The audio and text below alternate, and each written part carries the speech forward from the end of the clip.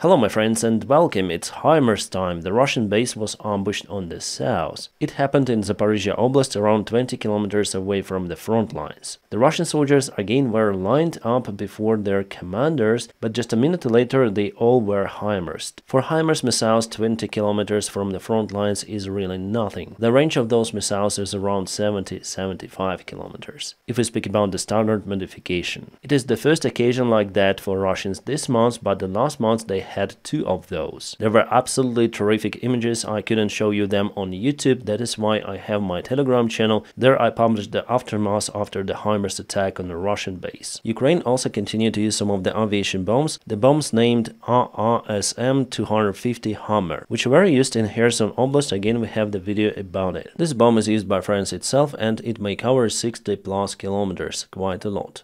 It has different nose designs, depends on what you need to hit. For bunkers or whether you need to explode it in the skies before the ground, for shrapnel, it really depends, so you may choose the set for the mission. Again, there are different models of those kind of the drop bombs, but Ukraine is using this variant, 250 kilograms. Russia continued to use their China-made Golf cars. Today they advanced with those in Kherson direction and lost the vehicles. There were 4 of the vehicles in a line and all of them were targeted by Ukrainian FPV drones. There was a mishap between the Russian armored vehicle BMP and the Russian supply vehicle Bukhanka, so the small van. It seems like the driver of the van didn't recognize the vehicle just in the front and run over Bukhanka according to this thermal camera image, so definitely Bukhanka was kaputted by the Russian BMP, also causing some of the damages to the armored vehicle. It is not a tank, so probably it was damaged. The other BMP continued its movement. What can I say? Shit happens. Friendly fire in this case. This was Avdiivka in October before the war in 2021 and this is Avdiivka right now. All of the houses were damaged, but still some of the people left there. Well, very few of them left and now Russia films them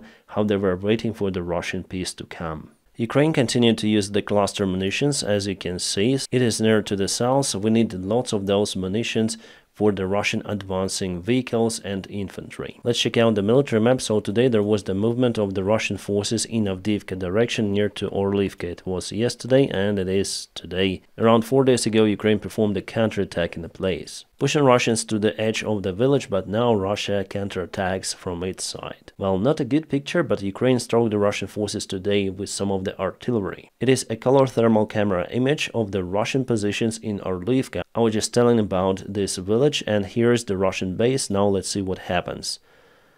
Okay, so a couple of the shells went directly to the place. Probably it was HIMARS too, I'm not sure, but something really big hit the Russian base. Ukraine uses everything to fire back towards the Russian positions, which is awesome, and now we see that Russian advancement mostly slowed down. The other military map update also shows the Russian advancement in Avdiivka sector around Orlivka. More about the cluster shells. I have the interesting video from the 3rd Assault Brigade of Ukrainian Armed Forces and how they use the cluster rounds to stop the Russian advancing infantry, but because it's the Russian advancing infantry, I cannot show you the video over here. What can I say? That Russia advanced in this place near to Lastochkina today and still kind of far away from the front lines. They were targeted by our artillery, so all of the area which they occupied near to the front lines is unsafe for the Russian soldiers. But you may still find this video on my Telegram. I counted around 35 of the Russian soldiers out there. The only other success they have is the advancement towards Novomikhailivka village, so it was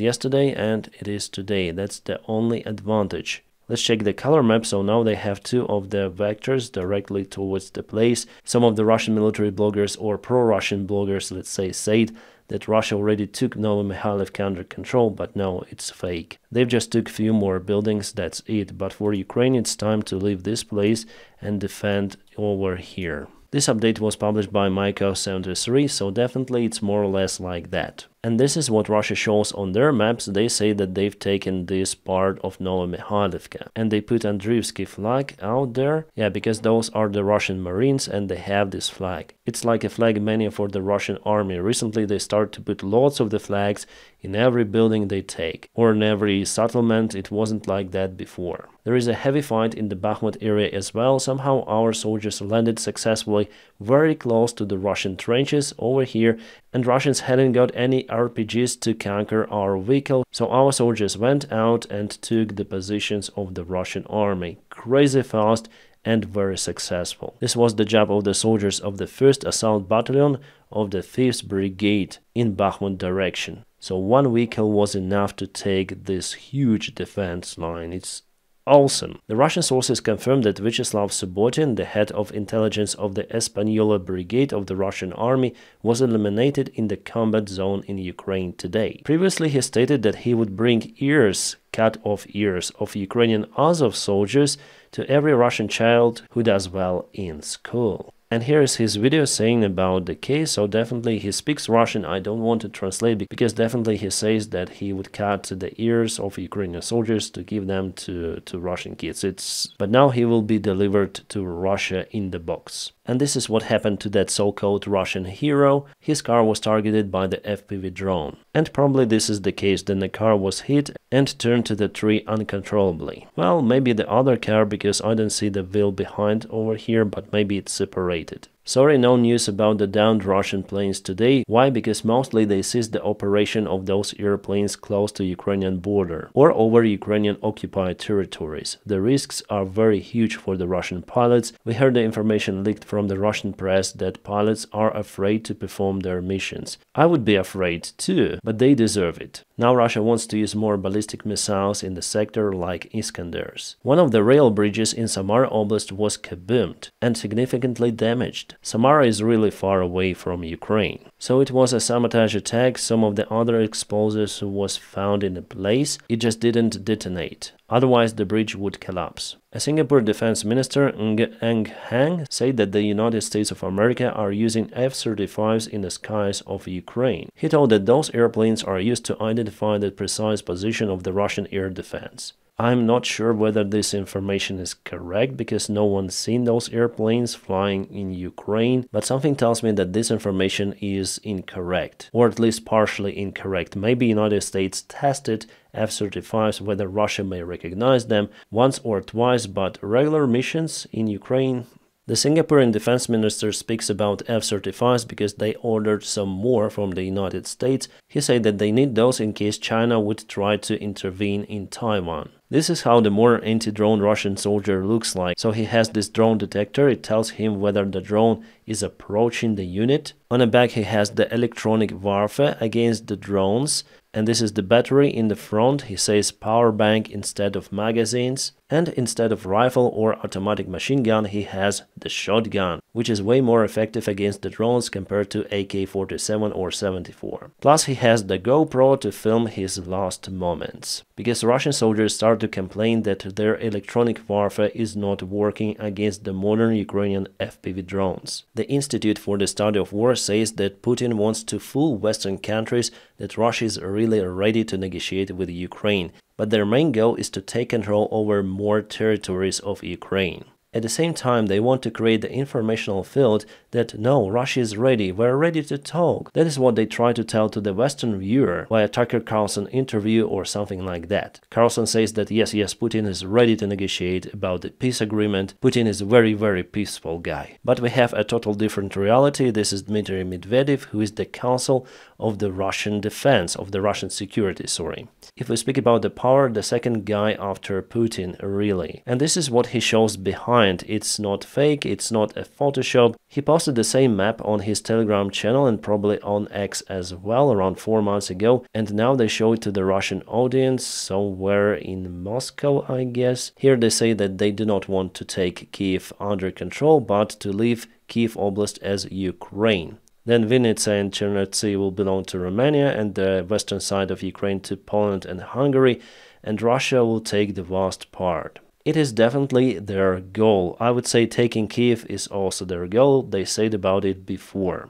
and basically they attacked Kiev in 2022. So what kind of the negotiations are possible in this case? Tell me. All of the negotiations depends not on Ukrainian side but on Russian. They are attacking. Medvedev also publishes the quote of Putin, "Russia's border doesn't end anywhere." It was a joke that Putin said years ago, but now they put it as the statement. Official, by the way, with the signature. So Putin is definitely Mr. Evil and Medvedev is the small clone version of it. That is what they also showed on the slides,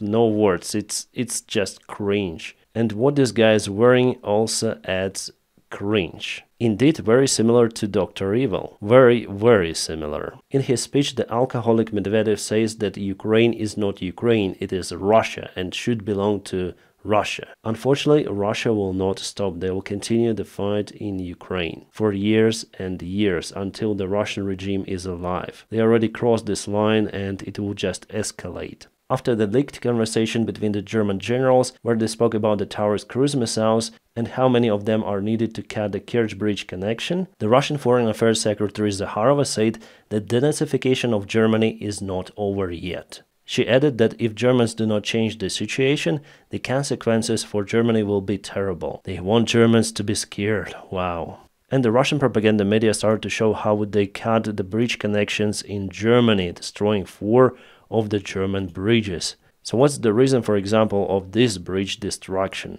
Because we understand why Ukraine needs to cut the Kerch Bridge connection. It is basically used by the Russian military, but here they say that they want to hit any sort of the bridges in Germany.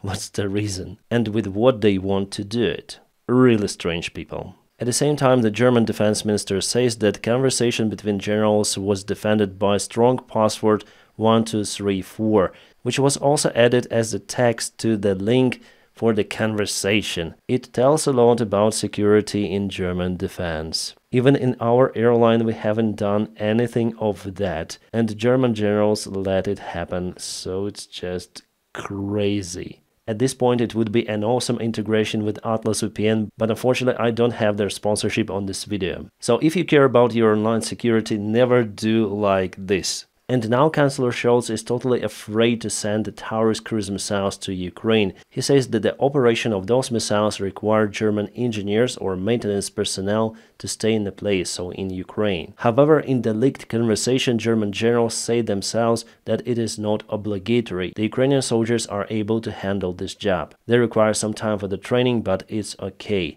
As you probably know, Scholz before exposed the secret that French and British maintenance personnel is working in Ukraine with Scalp and Storm Shadow cruise missiles, not even coding this message with 1234 password. Just saying it.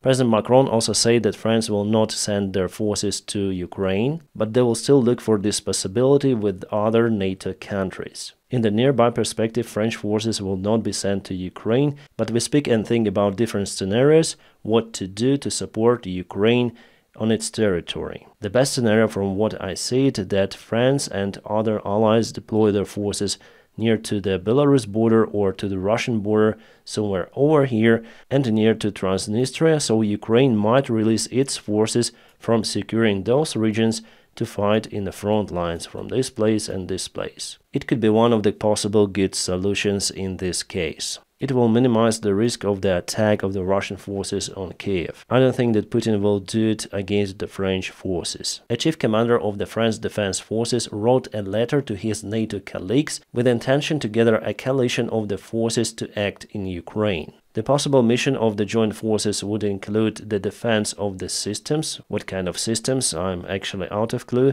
Preparing the armed forces of Ukraine, cyber operations, and the mining of the territory. Well, not a lot for now, but we'll see in the future. I think that if they speak about it, it means that decision was already taken.